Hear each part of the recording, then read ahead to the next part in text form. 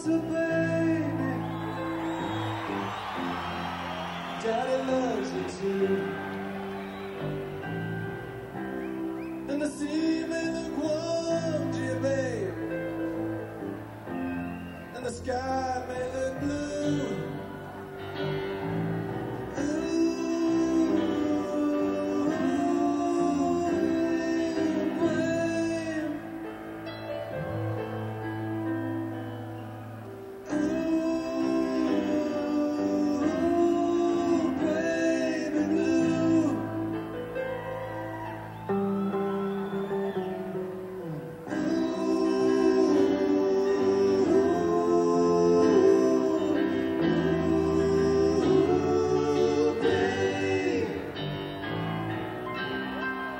You should go skating on the thin ice of modern life, dragging behind you the silent reproach of a million tear-stained eyes. Don't be surprised when a crack in the ice appears under your feet. You slip out of your gift and out of your mind, with your fear flowing out behind you as you claw on thin ice.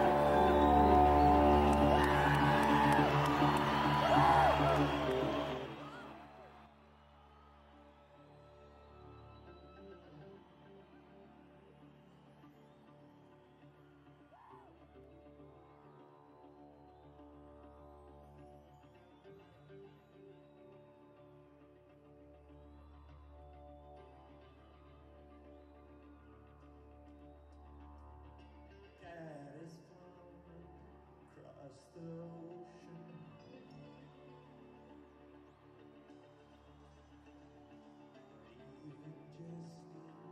just memory. A snapshot in the family album.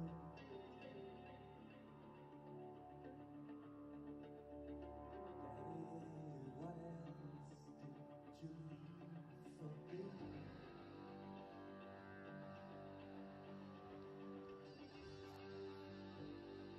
Daddy, what you leave behind for me?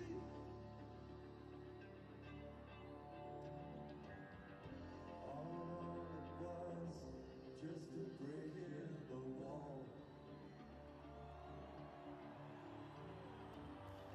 All in all, it was all just bricks in the wall.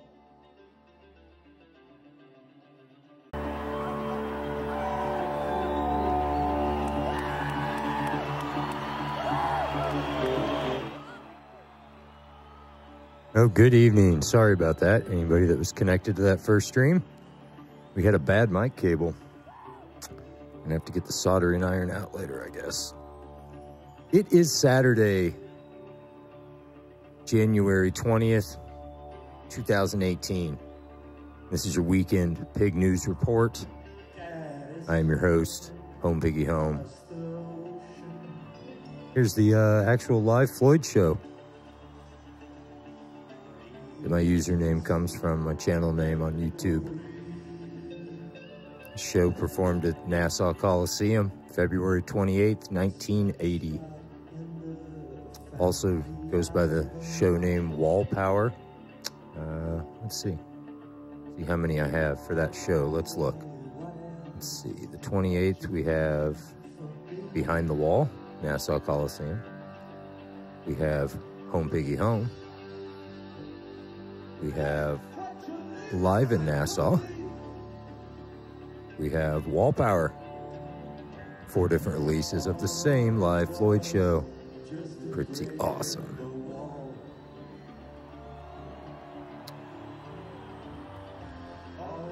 So we don't have honestly a whole lot of news today. We've got Release the Memo and we've got the Schumer shutdown, and that's pretty much what's going on. Vice President Pence is made a stop in Cairo, Egypt today. Pardon me 1 second.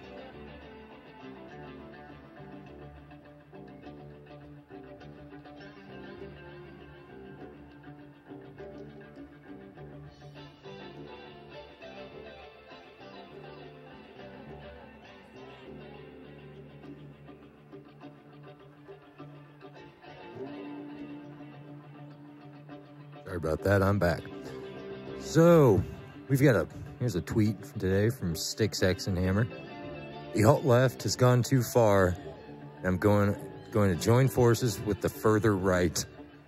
You have awakened a sleeping giant, you soy suckers. Oh, goodness. He's right. This is exactly what they're doing. They just keep alienating people further. The mainstream media keeps doing it. They constantly are alienating everybody. Yesterday, they decided to call us all Russian bots. You are nothing but a Russian bot. See, to me, this has the same end effect as calling people a basket of deplorables. The effect is the same. You alienate them. But that's okay. They don't want your vote. They have a different group of people that they want to get their voting base from, I guess. You go, Michael Douglas accused of masturbating in front of a former employee. Story from True Pundit. Look at it.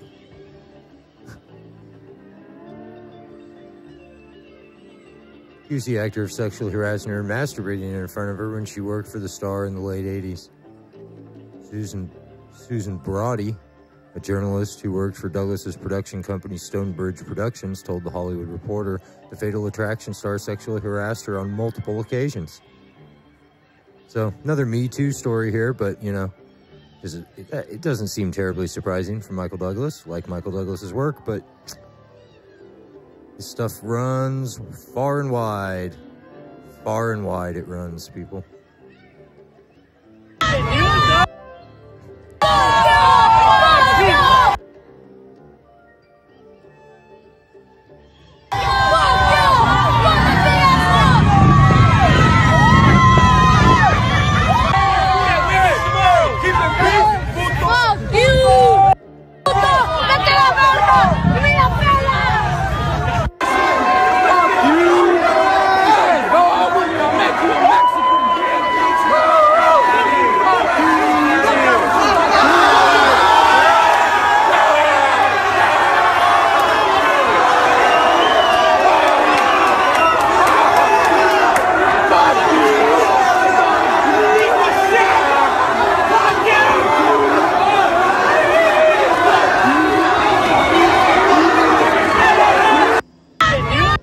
There you go. There you go. That's what we're shutting the government down for. These people. This is who the Democrats are holding the pay of military personnel and just the general functioning of the government. They're holding it hostage for these people. These people flipping the bird to people driving down the street and just saying, fuck you. Fuck you, why? Because you think your country should be able to have borders and you think your country should just be able to be a country. So fuck you. No, fuck these people. And more importantly, fuck the politicians that are holding our country hostage for these people. I don't have anything against these people, but these people can do the same thing that anybody else that's immigrated to this country did and go through the goddamn door.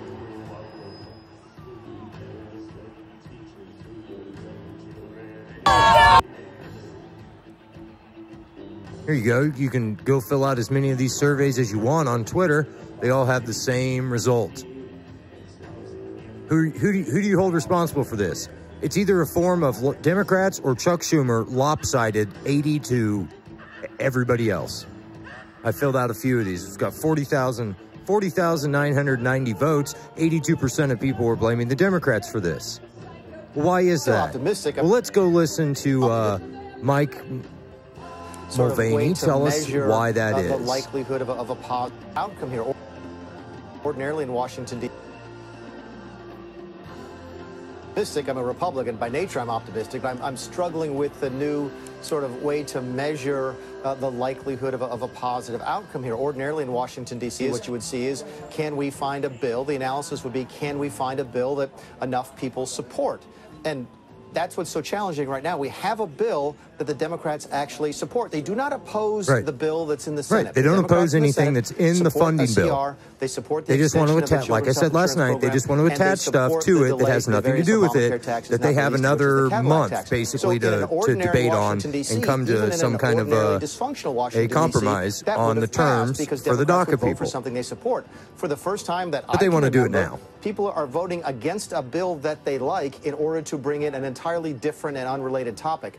That's unusual. That makes welcome to Washington, D.C. To handicap the likelihood of success. Cesspool, you know what the Democrats are saying. I mean, if Manhattan, Kansas is the armpit of America, well, what's Washington? The shithole of America. One of many. The deepest, darkest shithole of America. There's a couple shitholes right there. Basically wasn't honest about that meeting with the president where Schumer said he thought he had a deal, but is negotiating, in his words, jello. What did you mean by that? What came out of that meeting, and how do you think that can get done?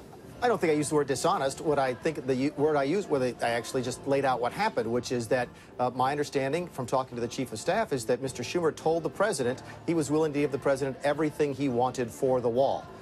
And of course, the president then asked what that meant in terms of money, and Mr. Schumer said, Senator Schumer said $1.6 billion.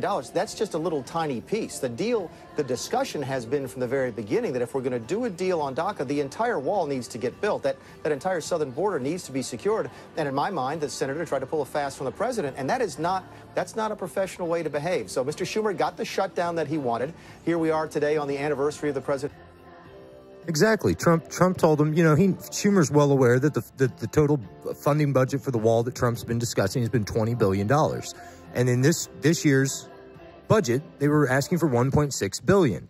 We're working on the budget. We get the budget done, which the Republicans, mind you, attached the CHIP program, which gives the health care for young children. And they conceded. There's their compromise. They're compromising already on the funding, on the budget, with something that the Democrats wanted, that they were adamant that they wanted, and they gave them that. And they, in return, were saying, look, we just want phase one, the first $1.6 billion for the funding for the wall, to start the building of the wall. And that was the direction that the negotiations are going in. And then what does Schumer want to do? Schumer wants to start attaching other things to it. See, you came up with a deal that both parties agreed upon, and Schumer doesn't want that. Because, see, at the end of the day, Schumer didn't want to make a deal. Schumer wants to try to make it look like Trump's shutting down the government. No, Schumer, you keep changing the rules. You keep changing the rules once the game's already being played.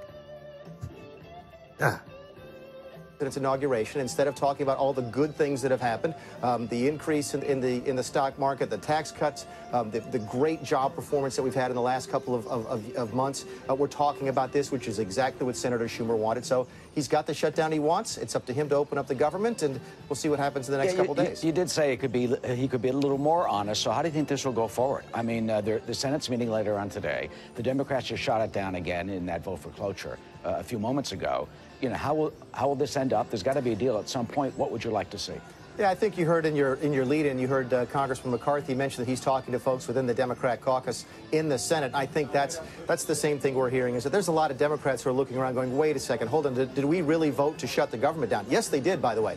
Everybody who voted no in the last day and a half voted to shut the government down. Bernie Sanders voted to shut the government down. Elizabeth Warren voted to shut the government down. And I think a lot of them are looking around going, is this really a good idea, especially when they're on record as criticizing folks like me in the House in 2013 for doing doing what they say is the exact same thing. So I think there's a lot of discontent within the Democrat caucus in the Senate.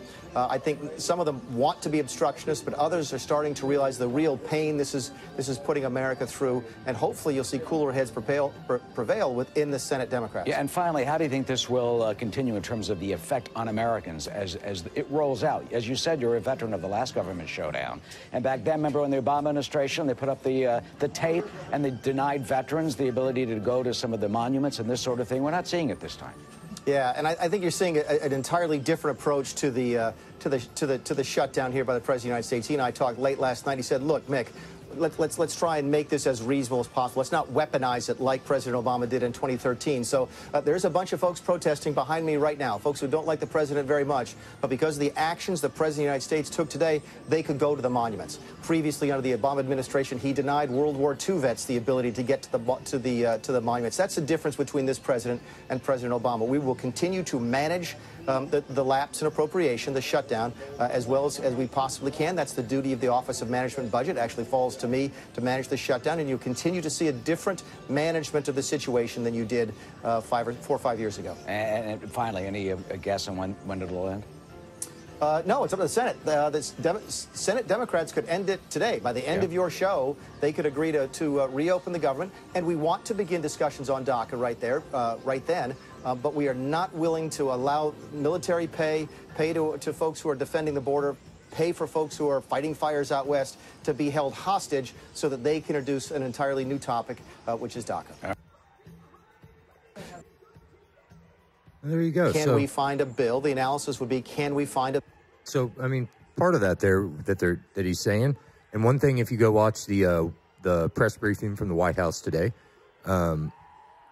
they gave an overview of what this meant, and they mentioned that there's basically 3 different kinds of categories of government employees that, based on the fact that the government is in this basically temporary shutdown now, that there's 3 different kinds of employees, 3 different categories, and one category is the type of people that, if today or Monday, whenever, based on your work schedule, was your next scheduled day of work for your federal government job, that you still are going to report, regardless of the fact that your pay's been cut off and whatever. There's certain people that you're going to go. And then there are people that you aren't going to go, that whatever your next scheduled day was, you're furloughed completely, and you are cut off and not to come in until this gap in the appropriations is resolved. And then there's a third category, and those are the people that I guess get kind of like a half day, go close up shop, for lack of a better term, to prepare for the temporary shutdown. So, and they also went through and he explained the difference between the way Trump's administration is handling this versus Barack Obama's administration back in 2013. And Trump has basically given the authorization for many of these departments that did shut down under Obama to go ahead and use funds that they already have available at the agencies or bureaus or whatever, carryover funds not used from previous budget years and what have you, and to go ahead and use those funds to maintain their services during this time period. And others that just, need a shift of funds from one account to the other, they put it, and they can, keep operating. So instead of just shutting down completely and cutting off a lot of services, see, Trump's not trying to make this a deal about cutting off the government. That's the way the Democrats were trying to do it. And what happened in 2013, you had Republicans refusing to vote for a bill because the bill had things in it that they didn't agree with at the core of their ideals. Things that they, based on principle, they did not agree with and did not want to vote for. This bill, as Mike Mulvaney just showed us, the Democrats admittedly do agree with the things that were in the bill. They keep wanting to add new things to the bill. Every time they get to a consensus on both sides of the aisle and the bill could be voted for and passed, they add something. It's pretty clear to see that their goal is not to pass the budget bill. Their goal was a shutdown. Right here. Here we go. Ricky Vaughn 2.0. What I said with the chip program that was in this bill that the Democrats desperately want. just tossed away funding for 9 million American children for the sake of a few 100,000 illegal aliens. Remember those ones we saw flipping us off and telling us, fuck you, Trump supporters? The people harassing that woman, wherever she was, outside that building, throwing crap at her. Bunch of paparazzi around her, shooting their flashes, and, oh my God, she's got a football jersey and it says Trump on it. Go, harass her and attack her. This is insanity, people. Here we are, we're spinning our wheels in the mud. Looks like, to be real honest, a year later, and we still got these idiots out there. Like Mulvaney just said, hey, you know, Trump gives these people the, you know, the place to go do their protesting and lets people get to the monuments and the, you know, but it's a little different when we're singling out people in crowds. James O'Keefe, I think today, had a Twitter video singled out by Antifa, found him somewhere, I don't know, in New York City, NYPD there, and Antifa, and I mean, Antifa just starts attacking him, and his phone, he said it went off for like a 10-minute stretch when he was just in a mob of people. You know, I mean, are we going to let these people just take over our streets? Are we going to let them take over the country via taking over the streets? We let them throw their temper tantrum a year ago.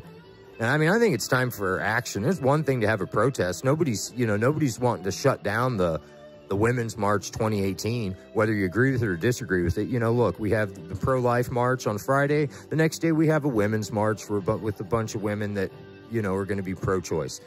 We have both sides represented. You can attend either event you want. You could go stand alongside and protest either event you want. But, you know, this bullying of people by anarchist street gangs is getting pretty old. It's getting pretty old. And when you start to look at the funding behind these people, and I think a lot of this funding has been cut off, but these people are just so brainwashed that they don't have any other purpose. This is all they're good at. All they're good at is dressing up in black and wearing masks and going around and being anarchist, communist, terrorist fucks. That's what they have no other value to society right now than being anarchist, communist, terrorist fucks. Pretty awesome. You got, you know, here, and I think we might have shared this already, and it doesn't matter. Here you go, Steve King. I've read the memo. The sickening reality has set in. I no longer hold out hope. There is an innocent explanation for the information the public has seen. I have long said it is worse than Watergate. It was hashtag never Trump and always Hillary. Release the memo. Senator. Watched a great video. I think this was put out. I think it was done yesterday. It was a Tracy Beans video, I think, done yesterday. And in going down, just going right down all the Q posts from yesterday, and she just covered the Q posts, you know, without directly going to the Q post, just covered the news that the Q post pointed to, and went through all the private emails used by everybody in Obama's administration, from Rod Rosenstein all the way down to Valerie Jarrett, you know, and looked at the private domains that Obama, here, look at this scumbag, there he is. Private domains that he used, and was connecting all these dots, and you know, this always Hillary. Well, you know who else it was? It was always Obama. Some of these emails in the Podesta leak, the Podesta dump that we got over a year ago, if you go in there, some of those show us the link between discussions happening pre-election 2008, okay? Before Barack Obama had ever been elected, or before they ever made it look like the people elected Barack Obama. Let's phrase it like that. And these are dated at the end of October. I don't remember the exact date, maybe Halloween, maybe the 28th, you know, somewhere in there, the final week of October. And elections don't happen till the first Tuesday in November. So what we've got is discussions between Podestas and other people. I don't remember the names, and you can go find this Tracy Beans video. Maybe I'll add a link to the description in when I get done with this, and we will so you can go find that. And what you've really got there is discussions happening about General Motors and the transition period for Barack Obama, who, mind you, hasn't been elected yet, but people behind the scenes already discussing the transition period. Basically, the bailout situation with the American auto manufacturers, the imminent release date of their quarter earnings coming from GM and Ford the following Friday from when this email was dated, and a coordinated talking point to be coordinated between, I think, Nancy Pelosi, Chuck Schumer, and Barack Obama. Something like that. I know Pelosi was one of them. I have to double check if Schumer was the other, and Obama as the third. And this, just coordinated talking point to start, bullshitting the American public about, the necessity to go dump and bail these people out and give them money. And but what it shows is the always Obama, showed the always Obama. That was also the one where, again, all of a sudden we started this. See, in 2016, we had all these people proud to be voting for a woman, even if she was a devil. They didn't care. Just the fact that she was a woman, who cares about policies? I'll vote for any woman. And if you listen to intelligent women said, I want a woman president as badly as those uninformed women. But I want the right woman so that we can look and go, look how great she was. Maybe we should have more of them. And that's the right attitude. If you truly believe that women can make equal, if not better, leaders on the world stage, if that's your belief, you would want the best of the best in there to represent your ideal, wouldn't you? You wouldn't want a Hillary Clinton.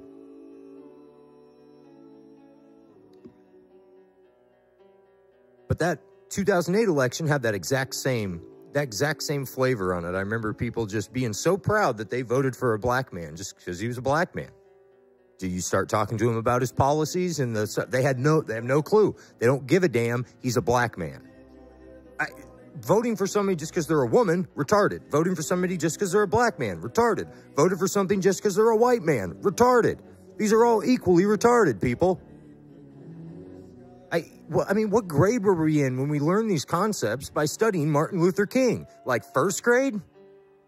Again, these people are breaking fundamental concepts that most of us have understood since kindergarten, first grade, second grade, third grade. This is how stupid they think you are. And honestly, this is how blinded we've been by every dumb thing peddled at us by the entertainment industry and the sporting world and everything else. That this stuff just, in one ear, out the other, through some kind of weird filter in our eyeballs where we look at it some weird, people just lied to right out in the open. Don't even know it. No, don't even notice this stuff. So, you got Bongino saying the same kind of things that Steve King's saying. The memo contains even a tenth of what I and many others have already reported on regarding the Obamagate spying scandal. Then Obama is going to make Nixon look like Mr. Rogers. Release the memo. People to pour into the... Anyway, let's go look at this. We've got this... I voted... there we go. Numerous times when I was a senator to spend money to build a barrier to try to prevent illegal immigrants from coming in.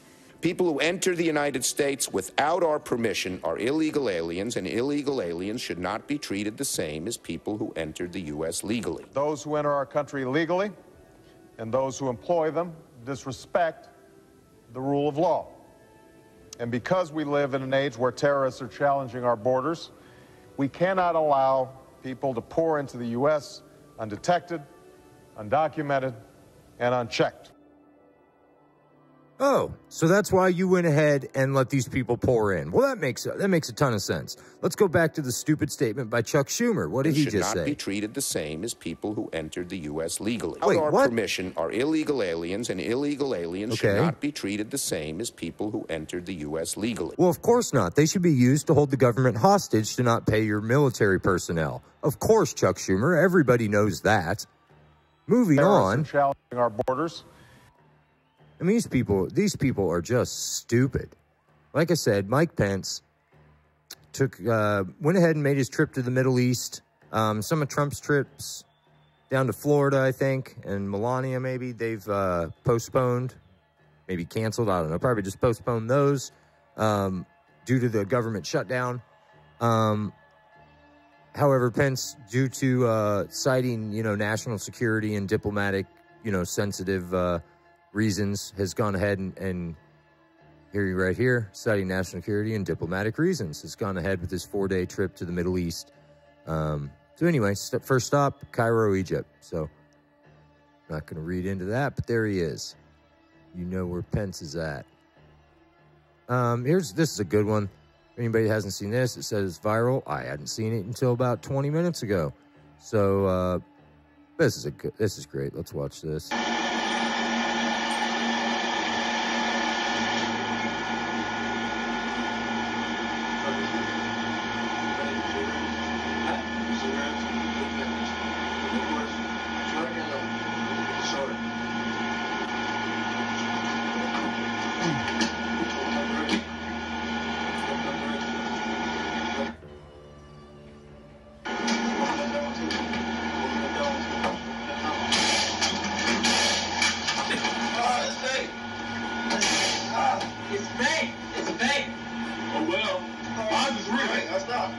Oh, well, mine's real. Put your hands behind your back. Call 911. I'm shot. Oh, fuck yeah. Oh, what? Oh, I'm shot? Fuck yeah, you're shot. That's a flying fuck. Oh, fuck. You know, as you're heading out on whatever evening it is to go rob you a convenience store, that might be one of the top things on your mind is, you know, I could end up getting shot while doing this. That it should be first on your mind, really, is that this could go terribly wrong. No, these people live in a culture where it's perfectly normal to just, well, we need to go rob let's go down to the gas station and ask for a pack of cigarettes, and we'll just hop the counter and try to rob the poor kid. And then we'll be surprised when we get shot by the security guard. These people are stupid. They are stupid. You know why they're stupid? Because the government's been handing them welfare for years upon years. And you know my new theory, what these people do? This is how this all works. They take the money. You go watch the Barack Obama videos from like when was that one we just watched? 96? No, it was 2006. Sorry. There's a video from him from 95 on like some Channel 22 TV or whatever, you know, out there from Chicago, where he's reading the memoirs or whatever, some book of his dad or whatever. You get a glimpse into this guy, you know, he gets really fired up when he starts talking about that, you know, you got to get out there and tell these people that you got to get their votes, because if they vote for the other guy, they're going to take their welfare away. That's their entire policy angle. So here's the big scheme these people have come up with. We know how much of the drugs are run into the country via the CIA, their ties with groups like Hezbollah and those kind of things. So here's basically in a nutshell, without getting into too deep into details. I guess you just take your welfare payments, you take your welfare money you can get for free because, hey, look at me. I'm poor and broke and I have no better option than to go rob the convenience store. So you just go ahead, take that welfare money, you invest it in a bulk purchase of some drugs or narcotics. Then you turn around and you sell those, and, you know, then you can pay your rent, buy your sneakers, do whatever in the world you need to do, and you just keep taking your government money and you just turn a business into being a drug dealer. And at the end of the day, the best part is that the drugs are probably kind of brought to you via the CIA. You know, they go ahead and bring them into the country for you so that you can get your supply, so that you can just keep this game up and you can just keep selling drugs all day and, you know, do it all off your welfare money. What a deal. Oh, yeah, homie. It's kind of like a small business loan that you get monthly. Wrong one.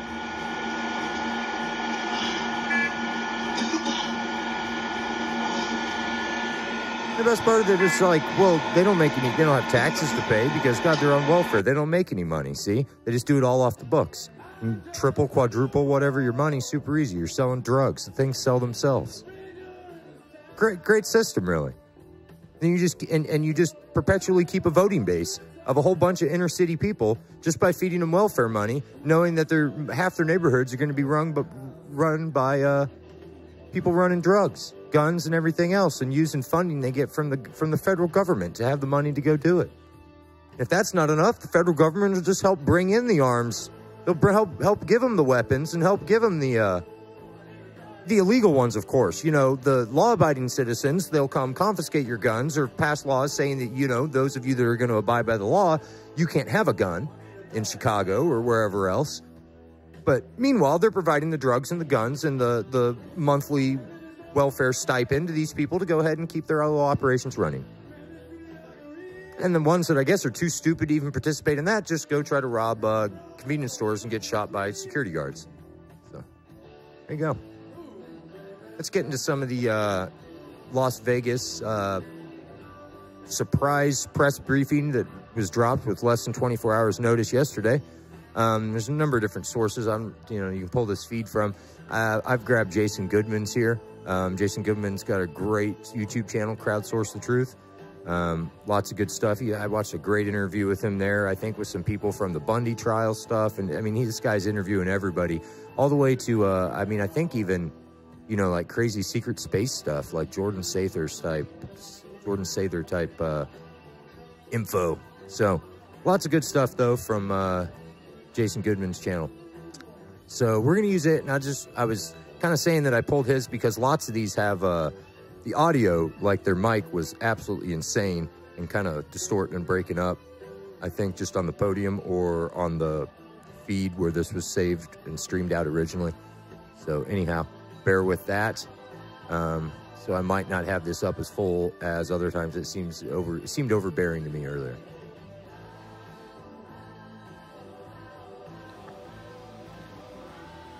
Happy Friday, everyone. This is a bit of a surprise broadcast. It was a surprise to me. Received notice late last night. And then determine whether I will answer your question. Okay? And today we're going to talk about a preliminary investigative report. Looks like you got mono sound. So before I get into the narrative, left channel, if you're wondering what, this is it. I just brought it along as a prop today, and you will have access, and you will know how you will have access as we go through this. So good morning. I'm Sheriff Joe Lombardo of the Las Vegas Metropolitan Police Department. That's probably his. I realize it's been 3 months since you have received an update on the 1 October shooting.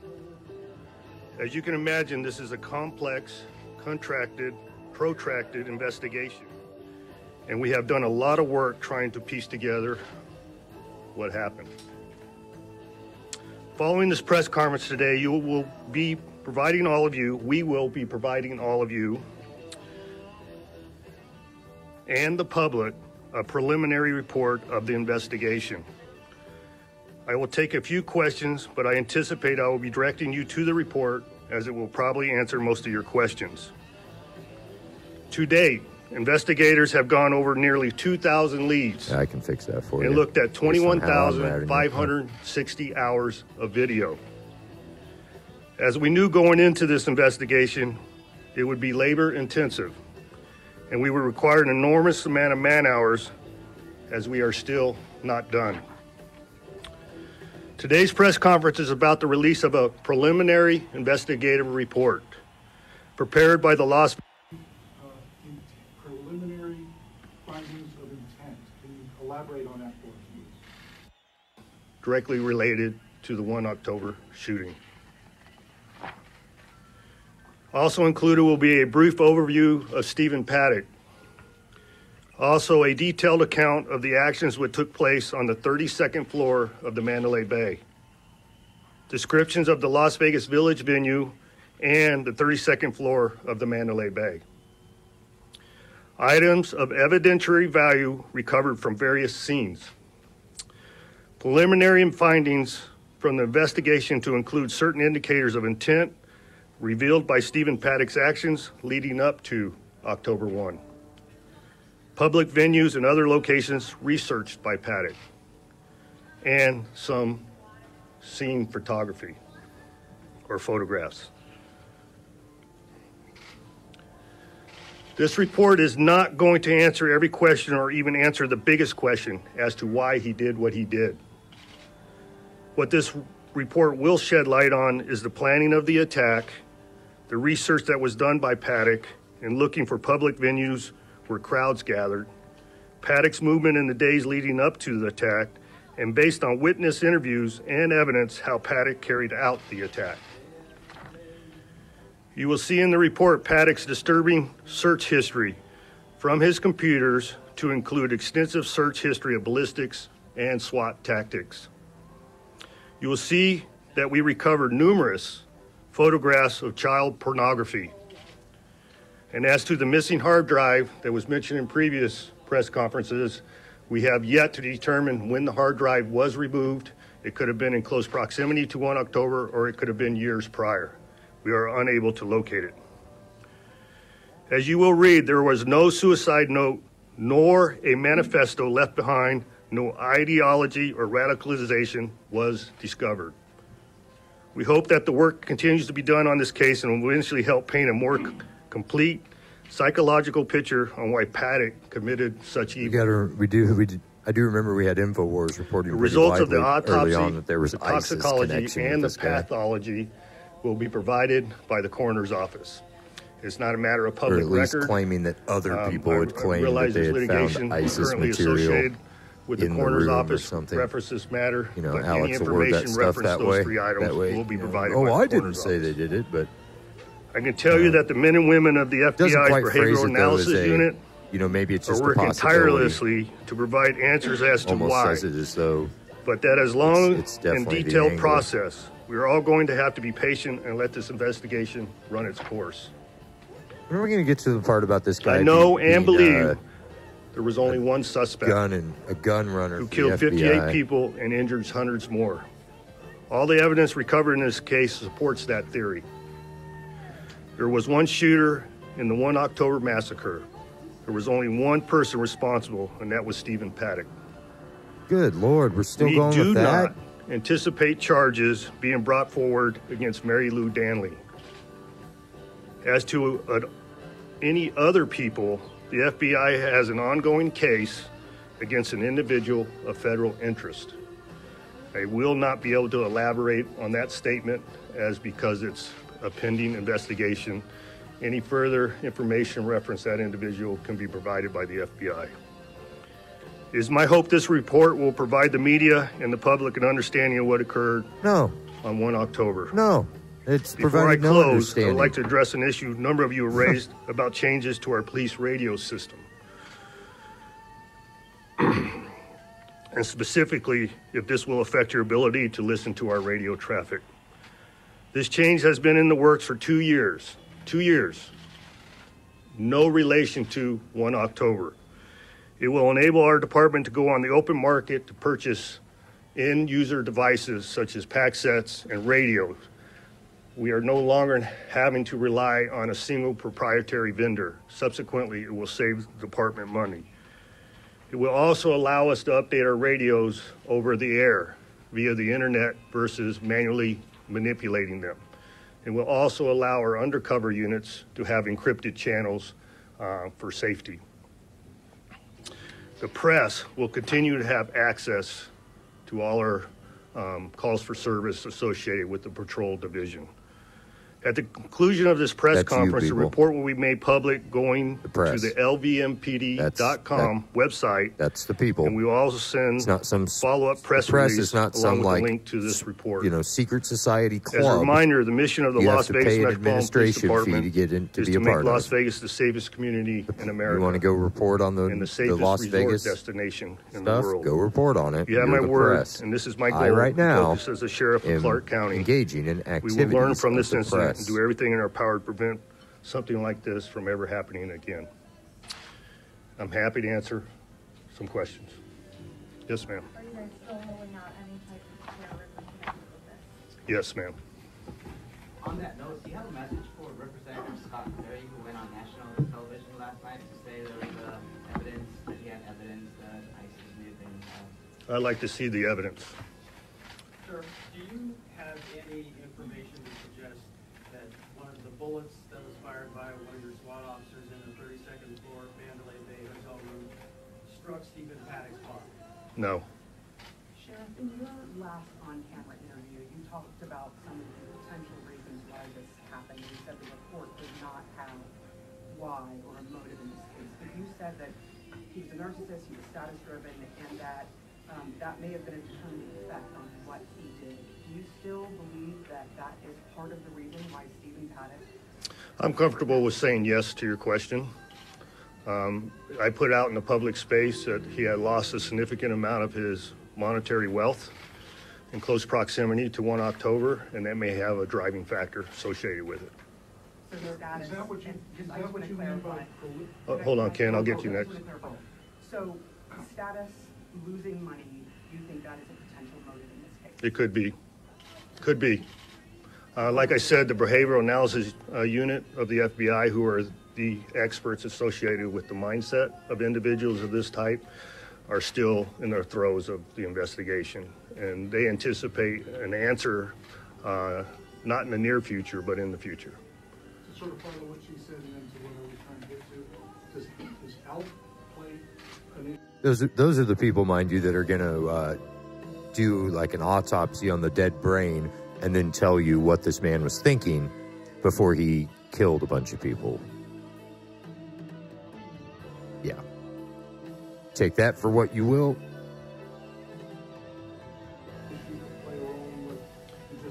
No, we're not aware of any health issues. You mentioned something earlier that piqued our interest. Preliminary findings of intent. Can you elaborate on that for us? No, I can't. Sorry, Ken. Can you tell us anything meaningful? No, I cannot. Well, I don't understand why they would criticize us.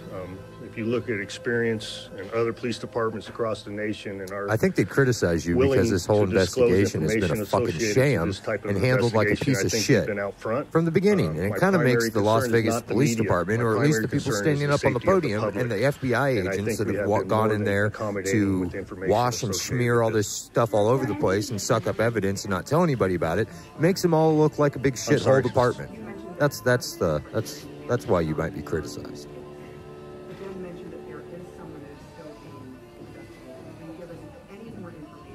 No, I can't. And that's part of the recent litigation in the court where we attempted to remain the affidavits. Talk to us about the Saudi royals that own like top floors of the Mandalay Bay. Talk about that here shortly. Huh? But I cannot. Why don't you talk about important stuff? Why not? Yes.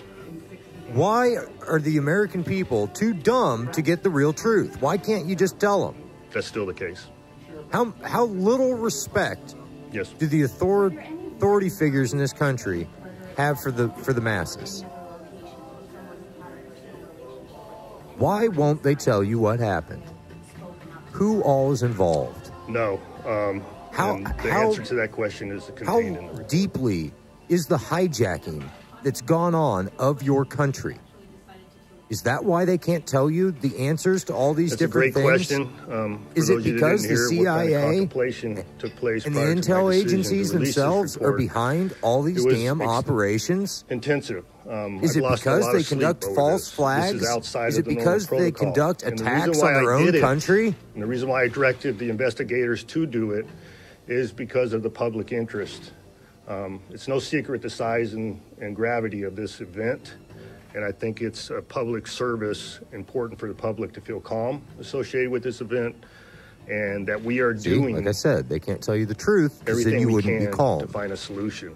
You'd be outraged. Some people would be downright terrified. Related to so we have to come out here and we have to basically just dance all around the truth. I think it's record setting. Sometimes we say things so that they're worded just right, so that we're like, not legally on the hook for anything. And other times we just out and out lie right to your face. But it's okay, people. It's all just to keep you calm. We want to keep you sedated and calm. Yes, I've talked to the district attorney, I've talked to the FBI, I've talked to everybody that you would imagine in the law enforcement community and the prosecution community as to the soundness of my decision to do this, and they were all in agreement. Sheriff, the FBI is not here today, nor is the district attorney. That's by design. I asked them not to attend. Yeah, since they're the ones that I told you you'd have to divert any of your questions to if you wanted real information, I told them not to show up. That way this will just be another charade. That question is answered in the report. I'm sorry?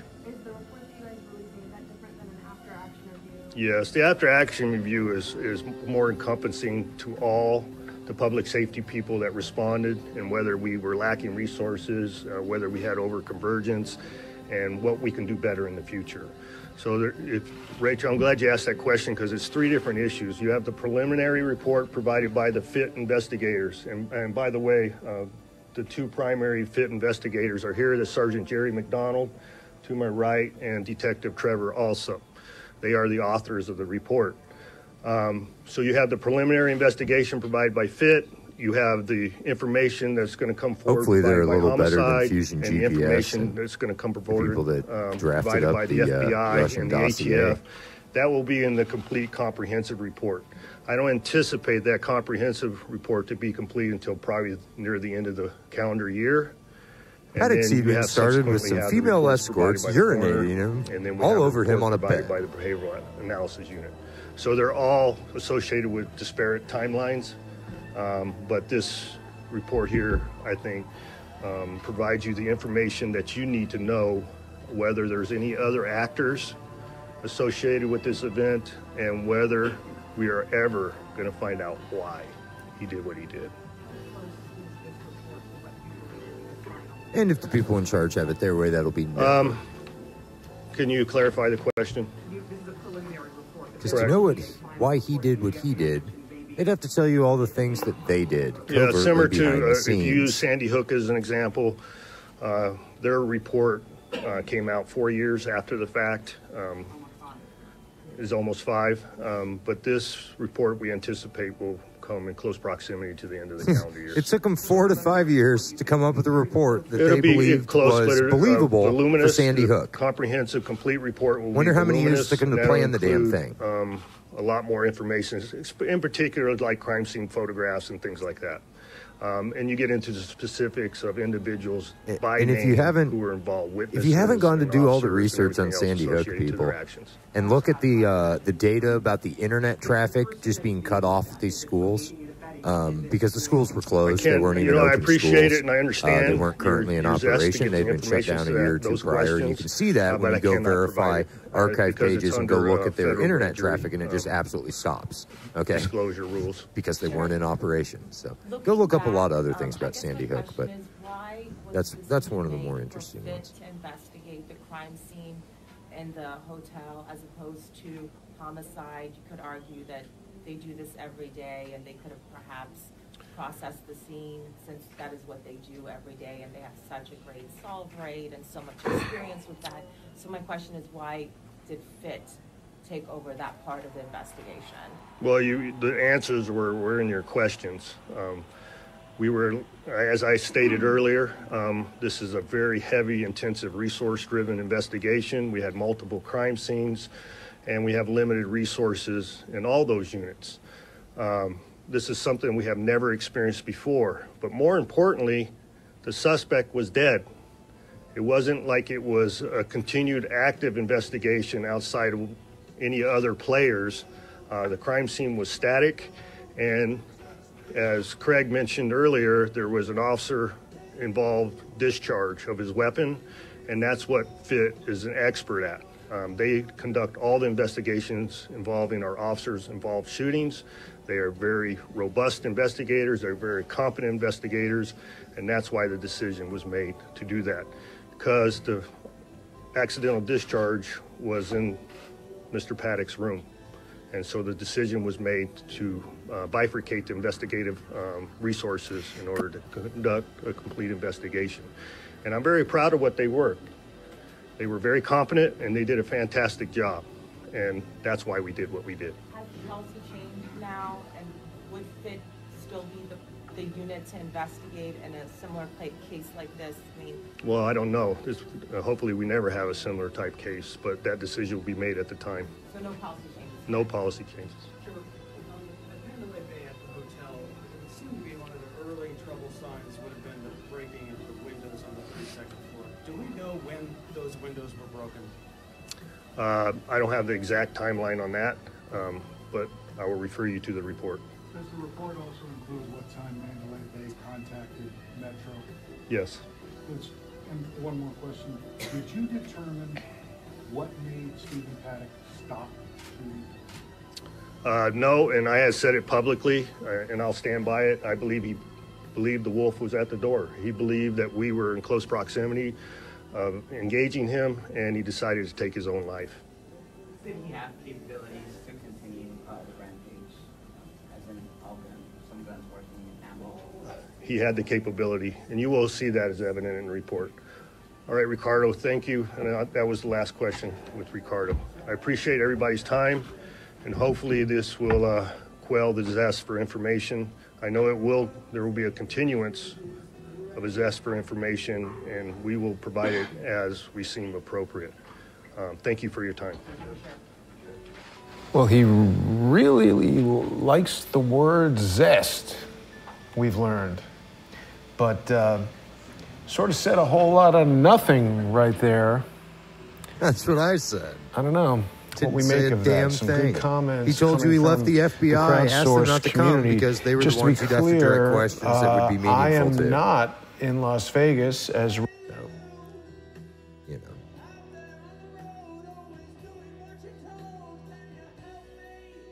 Good afternoon. Something disgusting in a hotel room in Russia, which we know didn't. Which you know I think could be sorted out by an official inquiry, are that Nigel Farage made a number of trips to New York and had a number of meetings. Nigel Farage and Airbang not gonna win. There's no urgency to it if Donald Trump isn't gonna win. Because it's basically, so that was round one. Then, and indeed, it's more under FBI investigation. Decided to tamper the dossier they're talking about. Page 134. Remembering meetings he had with Veselnitskaya. You said there were other about Prague, even though he never went to Prague. I remember it, but I remember it now. We looked at some cruise-related stuff. Any of the other 16 says went to the dossier to spur an FBI so patreon.com/TracyBeans with a Z. Met at a coffee shop and I told him the story. Who knows? I had this spot that I wanted to show you here, but who knows?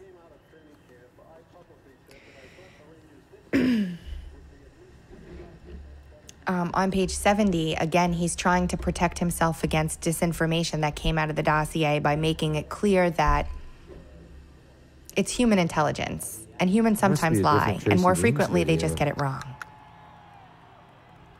And then, did he ever, in talking to you subsequent to the release of the dossier? Maybe it was from yesterday. Yeah, I think it is in this one. That's my fault. Economic teams, the structural issues of how, when, and who should relate to Treasury during the transition. During the transition, the familiar names that you've come to know now. And there's another couple interesting things that I wanted to go over with you guys that will start to come up more in the coming days. When I was looking through the WikiLeaks emails, I spent hundreds of hours reading every single one of the DNC and the Podesta emails. And I did videos on dozens and dozens and dozens of the important ones that I thought were important. I've learned a lot since then. But Barack, what I always found interesting, it was supposed to be the Podesta hack. And at the very end on October 31st, which was Halloween, they released a set of emails from Barack Obama's private email address. And some of those emails were from Barack Obama to someone else. And if it was supposed to be the John Podesta email hack, why did they have Barack Obama's private emails as well?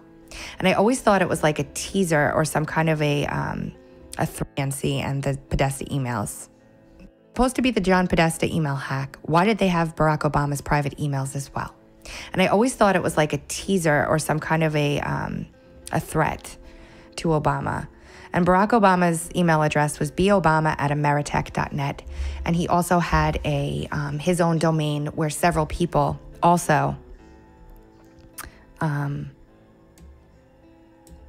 emailed back and forth that are familiar names that you've come to know now. So if you do a search for, this search is for a sender, bobama@ameritech.net, you get 2 emails that Barack Obama sent to John Podesta. If you do a search with that email in the from field, so annoying. You get, which I'll show you. And we're going to go over some of them because I think that they're very poignant today. And I'll tell you why at the end. Here they are.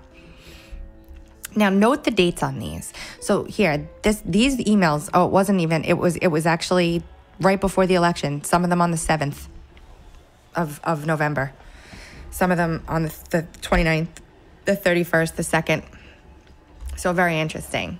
What is most telling in here? If you look at this one right here, it's about the nightly call, and it was addressed to several people. We've got Barack Obama, Valerie Jarrett, Rouse, Rahm, I'm assuming Rahm Emanuel, Axelrod at AOL.com, D. Pfeiffer, S. Cutter, K. Vincent, John Podesta, Crutchfield. Interesting. Let's go into this one. I've attached to this email. This is from John Podesta to Barack Obama on October 6, 2008, before the election. Before the election. Okay? I've attached to this email a copy of the memo regarding the energy organization in the White House.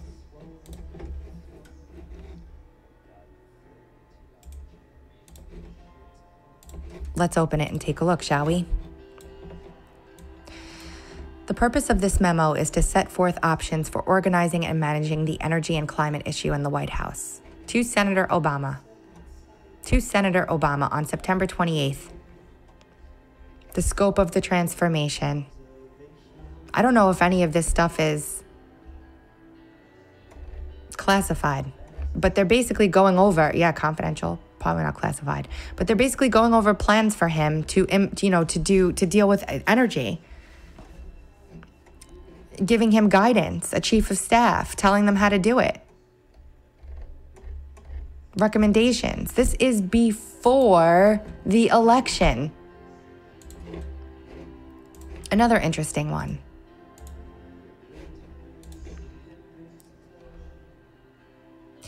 John Podesta says, sorry I missed this last night. The trouble with multiple Blackberries that have all been bashed in with the hammer. I did talk to Pete. We will pull together materials for Thursday, early a.m. that you can review. And this is 10/21/08, before the election. I think overall things are proceeding well, and that the most important decisions you need to think about before Election Day involve personnel in the White House, national security, and economic teams, the structural issues of how, when, and who should relate to Treasury during the transition. During the transition? The election didn't even happen yet. I'm not surprised. I'm just showing you. I'm just showing you that it's fixed, it's rigged, it's a big club, and we haven't been in it. I tried to stress this during the time that this came out. Not that I didn't know that this was happening already. I've known this was happening for a really long time, and I'm sure some of you guys have too. This is criminal. They knew he was going to be president. Sorry I'm interrupting here, but this is something that Jerome Corsi pointed us to today. So Q pointed us to this Twitter account that you saw me pull up there, Q Rogue. Well, that's just their name right now, but the Twitter account's out at Kill Rogue with an underscore between Kill and Rogue. And they, 8 hours ago today, posted this picture. Or it might have been Q. I'm sorry. I think it was Julian Assange. I think Julian Assange maybe pointed us to Kill Rogue. One of the two. One of the two. Somebody dumping breadcrumbs has led us to follow this Twitter account. And we have this picture today. So if you take that picture and you open it up in a photo editor, I used the GIMP. And all I did was go in there and adjust the, I think I adjusted like the output. I just went to image. And, I went to colors and levels, I think. All I did just went to colors and levels on the original, and I adjusted, well, heck, can I do it? Let's see if we can do it on there. Pretty easy. You just go lighten the thing, I think. That's all we had to do. I remember how I did this. I think we took this and we did that. There you go. Find the sweet spot in there. Make it nice and easy to read. And you can get rid of some white even, I think, on just darkens it. But there you go. That's all you got to do. I think you can crispen it up a hair, make it a little easier to read here. But, yep, there it is. There it is. Gone. And back. Anyway, so we got a hidden code. So you got all kinds of people out there decoding that. I have no idea how to do that kind of stuff. I just think it's pretty awesome that we've got people dropping this kind of stuff that, you know, so let's go back to that tweet I just saw from right here about Facebook. Let's go read it. Let's see what it says. Because, you know, if you've got things as you're just out browsing the internet, messing around, and I mean, you see a photo. I mean, look at this, people. I mean, this photo has all kinds of other info inside of it, you know? So, I mean, what do we got here? 10 reasons not to trust Facebook. Number 10. Osama alert. Government agencies pay Facebook millions of dollars each year to secretly hand over user information. This includes photos, messages, and even deleted posts. Nice? Former NSA whistleblower Edward Snowden revealed the shocking extent of these exchanges in 2014. Facebook's covert involvement in the NSA PRISM program means it has no obligation to users to disclose what it is handing over. Documents revealed that a Facebook message about Al-Qaeda or even a joke about Osama bin Laden was enough to trigger the NSA surveillance software. Number 9. Social depressant. In 2012, Facebook conducted a secret experiment to manipulate the feelings of almost 700,000 users. For 1 week, users' news feeds were doctored to show posts that were either overwhelmingly positive or negative. Disturbingly, users were more likely to post more positive or negative words themselves based on what they had been shown. Results demonstrated what many have long thought, that Facebook can subconsciously influence user thoughts and feelings. Number 8. You're just a rat. Facebook stalker. Every time someone uses Facebook, the social media site collects the user's browser and internet history without seeking consent. An investigation by data consultant Nick Kubrilovich uncovered the site's ability to track users' private activity even after they log out. Even more alarmingly, the process works 2 ways. Visiting websites with integrated Facebook features, such as the like or share buttons, gives those websites access to personal Facebook data. This little-known arrangement has been in place since 2010. Number 7. Manipulating reactions. In 2016, Facebook responded to demand for a dislike button with its Reactions facility. The service lets users respond to posts with 6 emoji options, including like, sad, love, wow, happy, and angry. However, not long after this happened, Belgian officials issued a warning. So you're not allowed to just say you think it sucks. You can say it makes you angry or it makes you sad. It's all about how it makes you feel. You're not allowed to say that what your opinion of their thing is, only how it affects you emotionally. See, everything's about emotions. You can't get down to whether there's any, you know, you just can't break it down to anything else. Let me turn that auto mix off. That I use this auto mix feature for anybody that cares. I've got a Behringer XR18 sitting that my computer's connected to, and usually run it through some studio monitors, some Mackie studio monitors. But for these videos, I shut the studio monitors off and I use a pair of headphones and just run a mic, just normal vocal mic.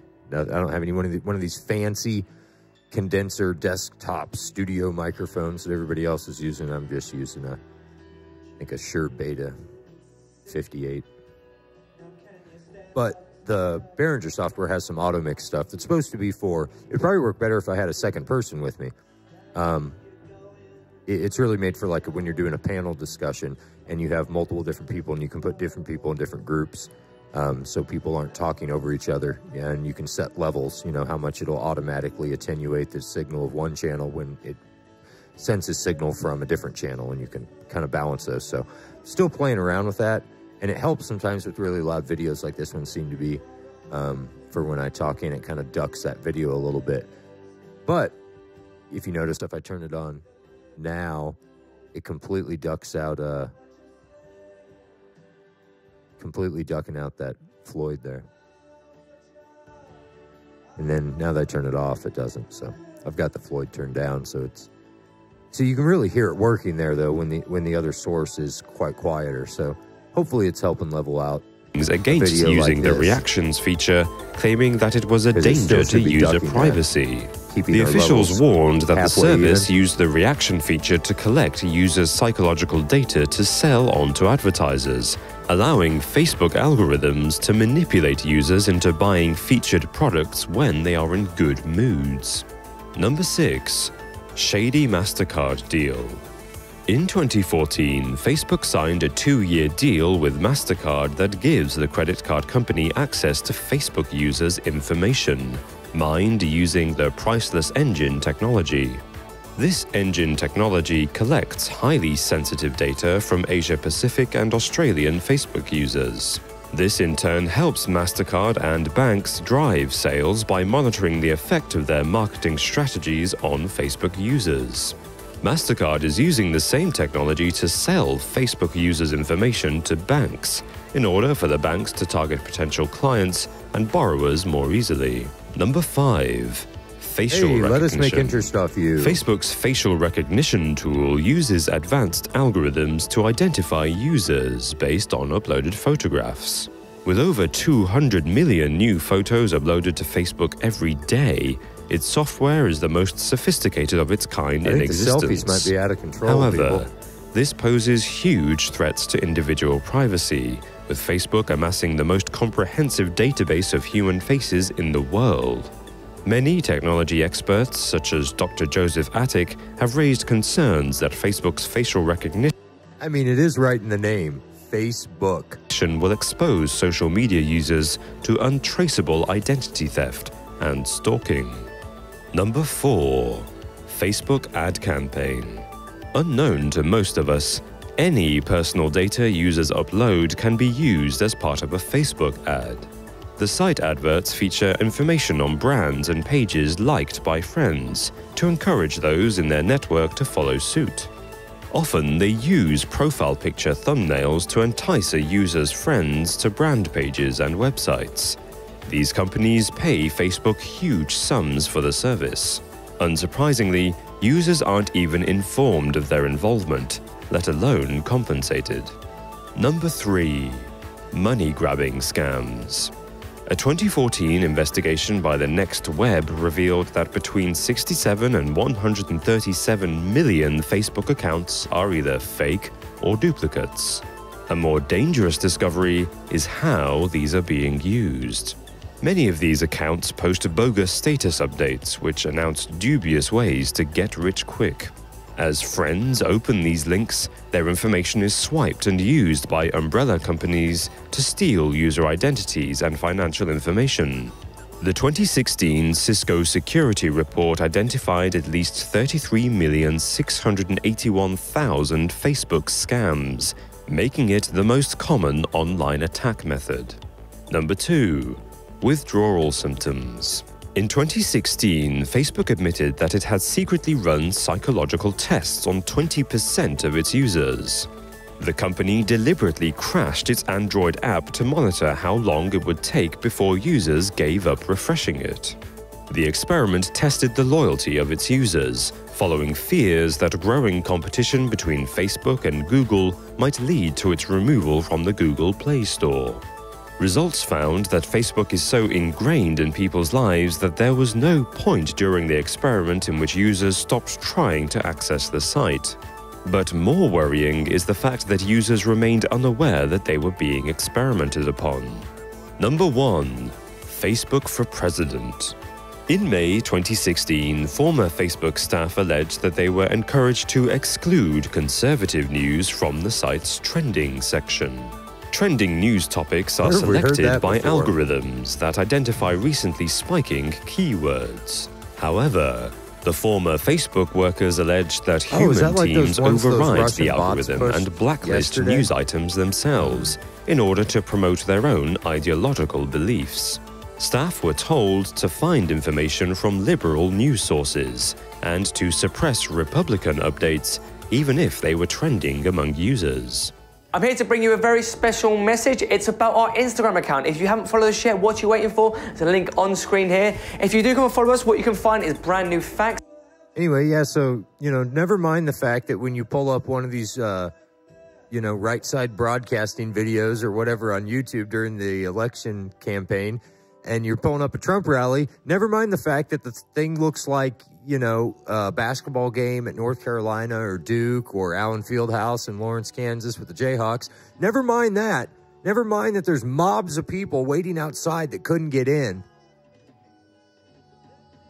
It's not real.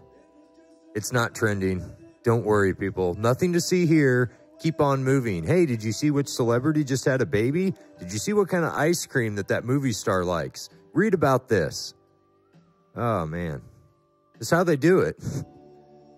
I mean, this is like, oh, listen to this idiot sitting around talking. He doesn't know what he's talking.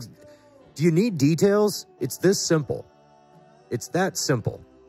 They take what's organic and grassroots and actually happening, and if it's against their ideals and their agenda and their political viewpoint, they suppress it. And anyway, it's the same thing Twitter was doing. And the big problem with Twitter is that they have always marketed themselves as the town hall, the new town hall, you know, the town hall for this millennium. You know, the town hall lets all people speak their mind, and it lets the best ideas rise to the top. What are these places so afraid of? You know, you take the Reddit model of you vote up and you vote down. In Facebook, no, you can't vote up or vote down, but you can tell me how it makes you feel. How does it make you feel? Let's sit down. You want to lay down on my couch. Lay down on the couch over there and tell me how you feel. Just close your eyes and tell me about a dream you had. So, anyway, that was a video Q-Rogue was. Check this one out. Disturbing 9/11 facts.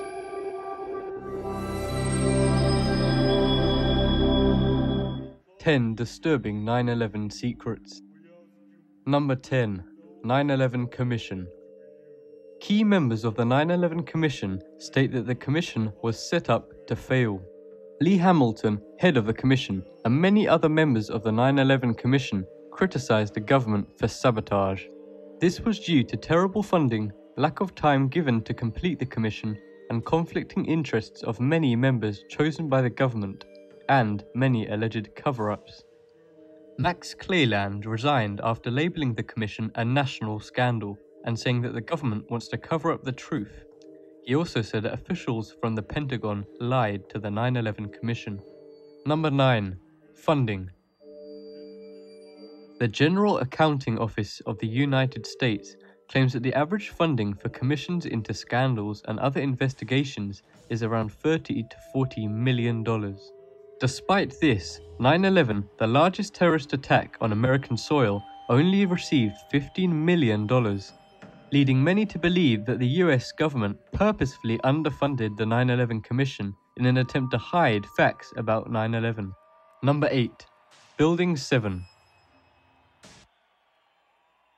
It's kind of the opposite of Trump just saying, you know, letting Mueller just keep on digging around and just digging up dirt on people from 10 years ago,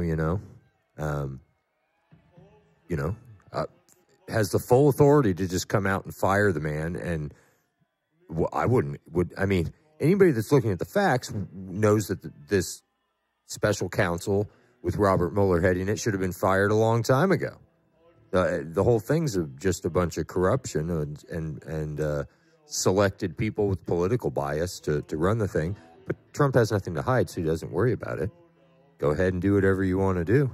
Unlike Bush, George W., good old W., that idiot.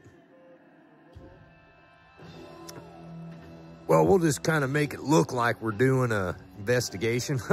They won't know the difference. Just, we'll just give them $15 million. That'd be good.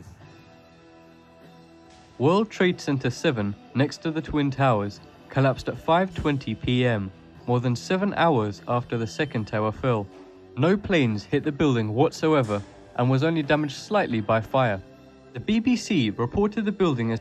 You know, speaking of cutting off non-essential government work, does this mean that the Mueller investigation has to shut down temporarily?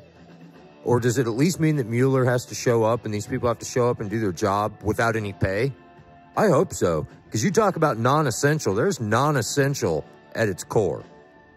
...has collapsed live on air 20 minutes before it actually collapsed. The report even showed Building 7 behind the reporter as she documented the collapse. World Trade Center 7 was the largest CIA headquarters and housed offices which were investigating stock and accounting fraud. Building 7 was... Hey, we're calling from over here in Britain, and we just wanted to know, you know, what was the deal with that Building 7 that just collapsed? Oh, we got our time zones wrong? It hasn't collapsed yet? Oh, we'll call back later. Thanks. It was also the first building to be cleaned up, and all evidence from the building was destroyed. Number 7. Larry Silverstein.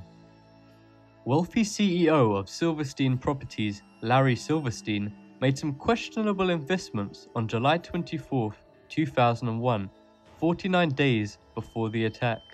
Silverstein spent more than $14 million of his personal assets to win a bid on a 99-year lease of the World Trade Center. This did not render Silverstein owner, however, did make him the primary benefactor of the insurance money that was paid out from the attack. After a long and expensive legal battle with the insurance firm, Silverstein was personally awarded almost $5 billion by a federal court. Number 6. Bush's security. At 9:06 a.m., President Bush was informed that a plane had hit the World Trade Center and that America was under attack. Immediately, many high-profile politicians, such as Vice President Dick Cheney, were rushed to a secure position. However, despite his location being known, President Bush remained at Booker Elementary School for 20 minutes after learning about the attack. Number 5. Bush lies.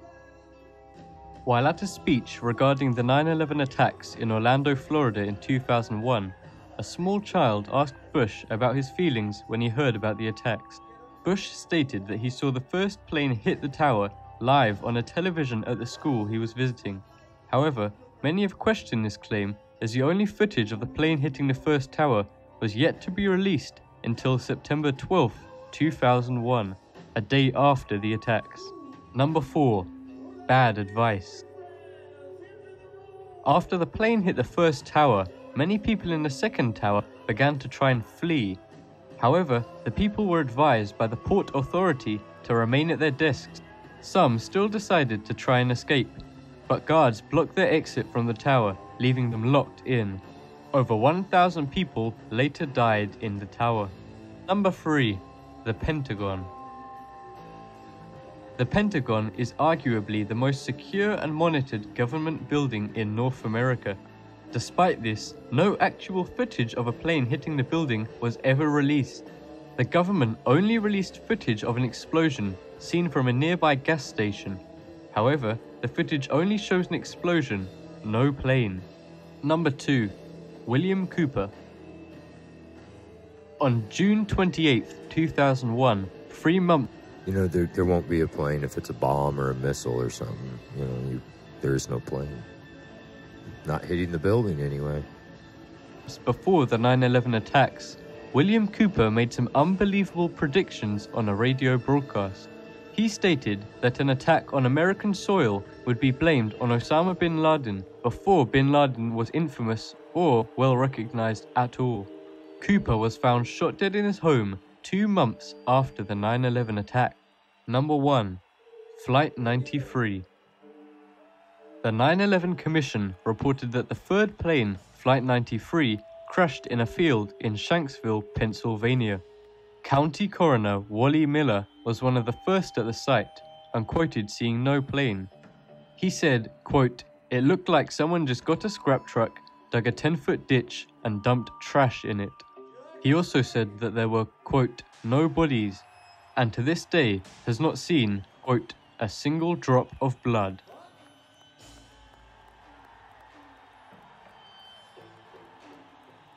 Of course not. They're not real thorough with their false flag operations, people. Because they think you're stupid. They think you're stupid.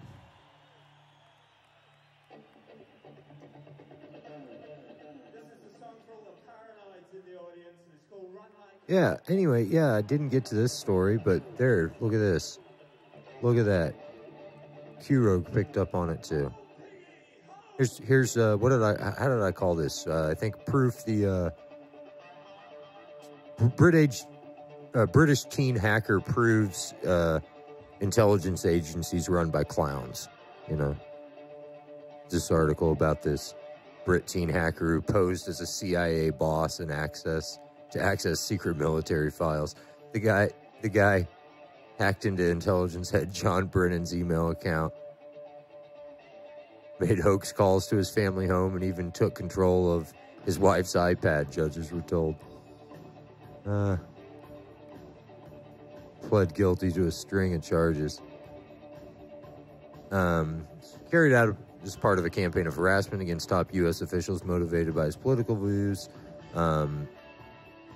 He posed as a telecom worker, and even John Brennan himself, to gain access to information, including passwords, contact lists, and sensitive documents about operations in Afghanistan and Iraq.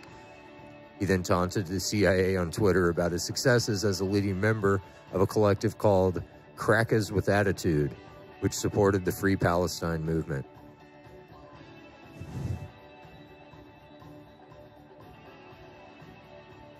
He boasted about carrying out the best breach ever after accessing an FBI database to get the names of 1,000 staff and details on the officer responsible for the notorious shooting of Michael Brown in Ferguson, Missouri.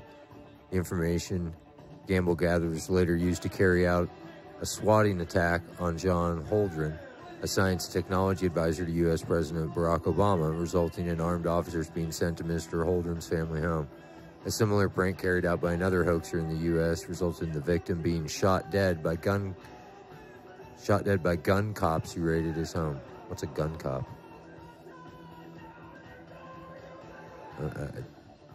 Let's see what this says.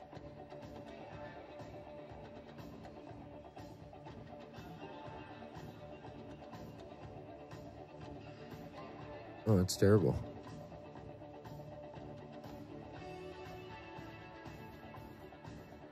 Okay. Anyway, so yeah, we had that one other story that I was going to cover earlier that I didn't get to, but that's about all we got for tonight.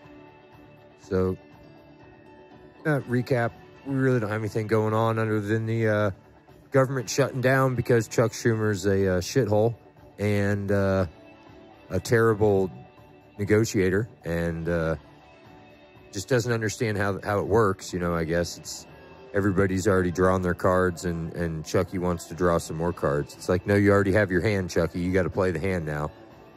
No, Chuck wants to throw a monkey wrench in everything because I don't know. So, I mean, what's your thoughts? Why does he want to shut the government down? Why is he just to try to blame it on Trump? Is that the whole point? To try to, is this just more flailing around in the water by the Democrats because they're absolutely done, as Q says? This is the end of the Democratic Party as we know it right now. Not just the end of their reign. I mean, I think this is one of those pivotal changing points in American politics where, you know, parties are realigning. And not just the Democratic Party. The Republican Party, the GOP, is going to be realigned too. It needs to be replaced with some, some non-establishment people. It needs to be replaced with a lot more Rand Pauls, to be honest. You get more Rand Pauls in there, we'll be all right. More Trey Gowdies, maybe. We got to have less Mitch McConnells and Paul Ryans and a whole lot less Nancy Pelosi's and Maxine Waters and Chuck Schumer's, and the list goes on, people. But, you want to know why all this other rampant corruption's been allowed to happen? And it's right there. It's the elected officials we've put in place. It's us not being vocal, us not even paying attention to what's going on. But even if we're paying attention to what's going on and we're being vocal, we have to put people in place in the House and in the Senate that are going to follow through and listen to the people when we call them and tell them what we want, and listen to the people when we do polls. And we got to get stuff moving in a new direction. We got to get Trump doing a fireside chat. We got to get him connecting directly with people off of Twitter. Twitter's fine and good, but he needs to create a platform that can be used. You know, he could start with kicking Jim Acosta out of the White House, but yeah, he ought to just throw them all out. It's really what he ought to do. Throw them all out. And I think David Steele talked about this, didn't he? Repurpose the whole thing as like a studio to do broadcasting on a Trump channel and have interaction directly with people with a Reddit type, you know, a vote up, vote down, and he'll see the issues. Something that Twitter can't come in and the CIA doesn't come in and control the thing and cut off your hashtags, but where he can see the issues that are actually important to the American people, and you can engage with them directly on them. And then you can use that with the elected officials and go, look, here's the directive we're going. This is what the country wants. You can break these up by demographics. You can break it up by the states. Here's what the people want for your district. Here's what the people want in your district, Chuck Schumer. Go work on this stuff. As the executive, I tell you to go work on that stuff. Quit working on your agenda and go work on the agenda that your people are saying that they're voicing right here. You get a couple 100 million people on this platform, and we'll have a new way to get this stuff done. That's about all I've got tonight. God bless you. God bless the United States of America. And for God's sake, home, piggy, home.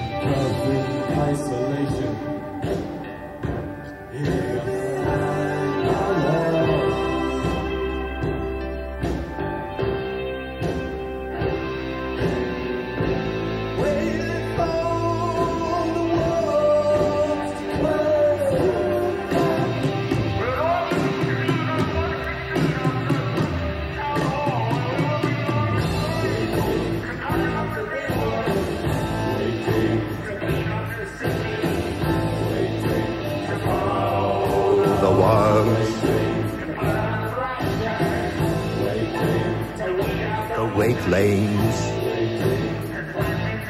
There's a kick in the door. No solution to strengthen the strain.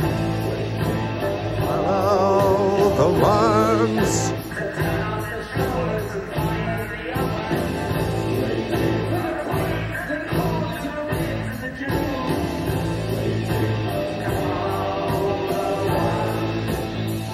John McCain to follow the worms. Britannia rules.